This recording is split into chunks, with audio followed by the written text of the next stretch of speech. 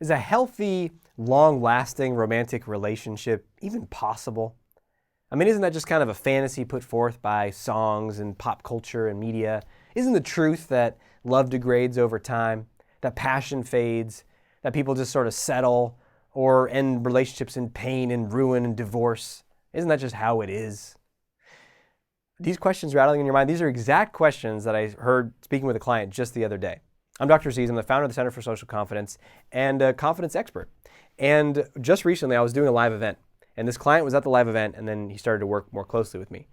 And at the live event, we had a relationship panel. This was unlimited dating and relationship confidence. And we had a relationships panel.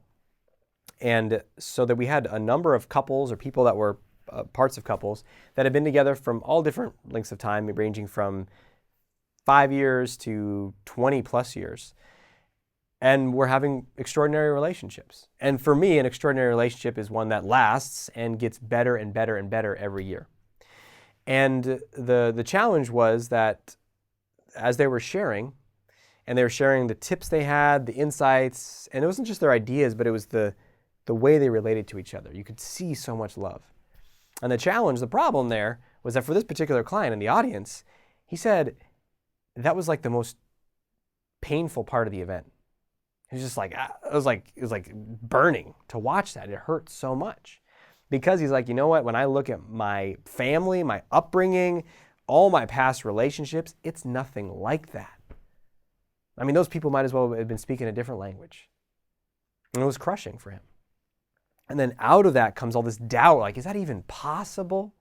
And I wanted to make this video because I know he's not alone. I know there's millions of people out there, and you might be one of them who has this sort of like, is that even really possible? And it might not be so like, I don't know, depressed or demoralized about it. Like, is that even possible? But it's still a little bit in there like, is that really even possible? Like, I could date, but I don't know. And maybe it's possible objectively out there for humans, but for me, and that's really what this client was saying, is it's not possible for me, because he wasn't denying what he saw on the panel, but he's saying it's not possible for me. And if you get stuck in that, it can be a really painful place to go further and further down. Because then you start saying, well, why is it not possible for me? Well, your critics like, you want the laundry list? All right, rolling up my sleeves. You know, it starts to tick off all the reasons why. Well, you're this and you're that and you never were this. And then look at your past experiences and look at your family. And you know what it does? It just goes 100% on the past and just starts pulling out evidence, like, you know, tissues from a box, evidence, all from your past as to why it's not possible. And that's where this client was really getting stuck. I said, okay, you have an endless amount of evidence as to why, how it goes poorly or not the way that you want in love. And your mind is saying the future will equal the past for me in this area of my life. And I said, but do you want to change it? Do you want to experience something new, something different, something better? And he's like, yeah, that's why I'm working with you. I said, great. Oh, at least we know that much, right? I mean, that's the desire for something to change is a necessary part of the process, so huzzah.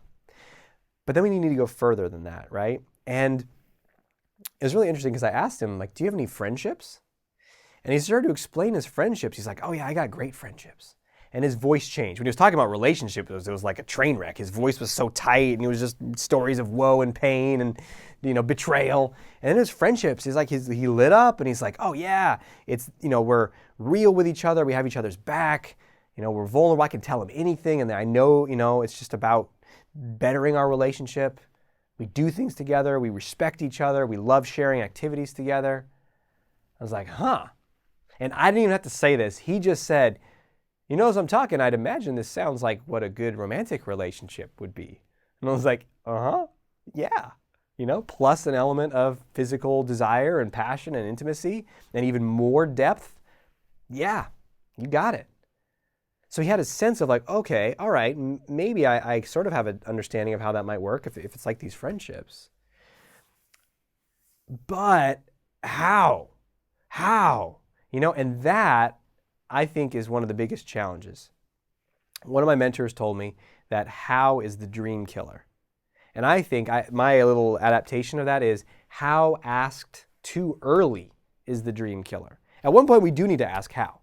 But it's usually like how to do this next step in the process. If we ask how is this whole big transformation going to happen, we don't know. I don't know. And I even told him that. I was like, I don't know.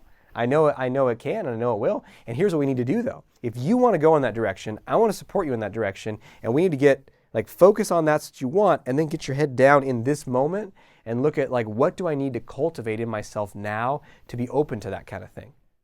And there were 3 huge things that he needed to cultivate. And I'm going to share them with you now because they might be things that you need to cultivate as well. And the first one was trust.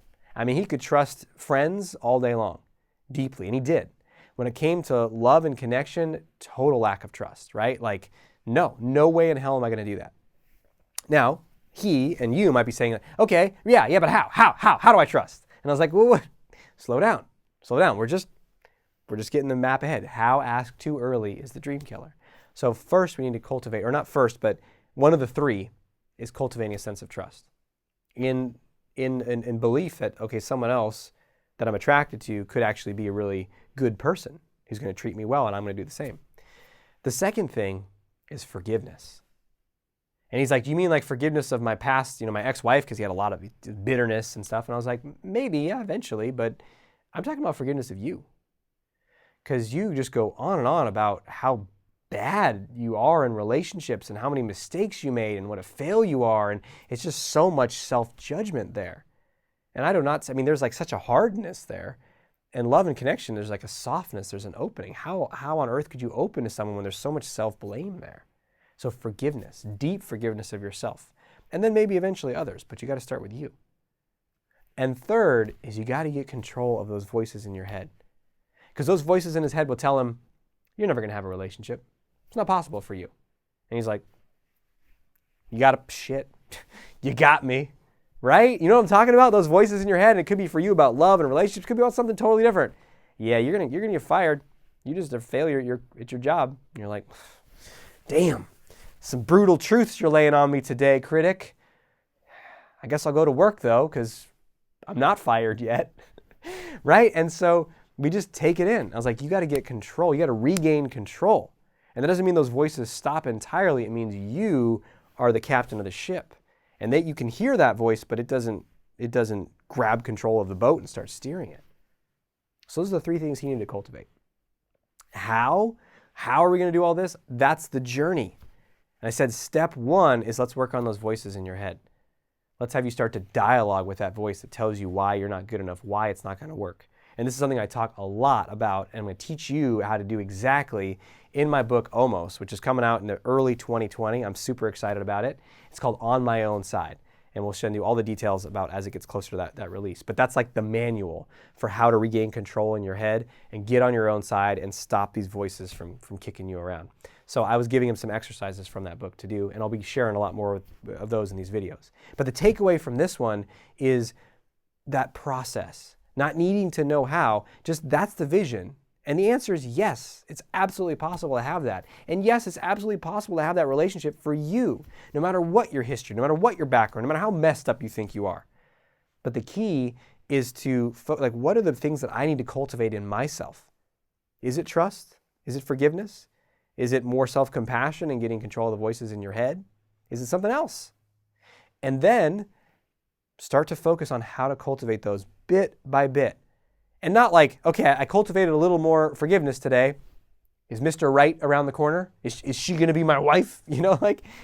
Just let it emerge over time. And just be in that process of cultivating yourself, of growing yourself.